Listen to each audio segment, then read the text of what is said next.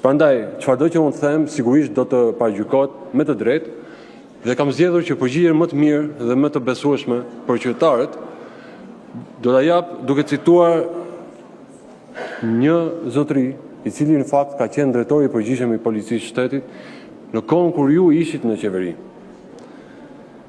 Po citoj zotin të nderuarin zotin Ahmet Prençi në një reagim të tij publik për drejtuesin e ri të përgjithshëm të policisë së shtetit.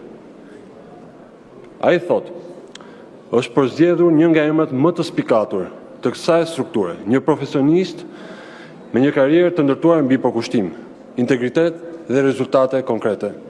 E kam ndjekur rrugotimin e tij që në hapat e parë si oficer i ri dhe në çdo fazë të karrierës ai ka dëshmuar cilësi të rralla, inteligjencë, maturi, vendosmëri dhe një ndjenjë të lartë përgjegjësie institucionale. Jam i bindur se në drejtimin e tij, policia e shtetit do të forcojë më tej profesionalizmin, besueshmërinë dhe autoritetin e saj në shërbim të ligjit dhe qytetarëve."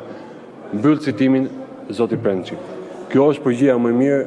Tani çfarëdo që ju thoni është thjesht akuzë e radhës për drejtuesin e radhës. Faleminderit.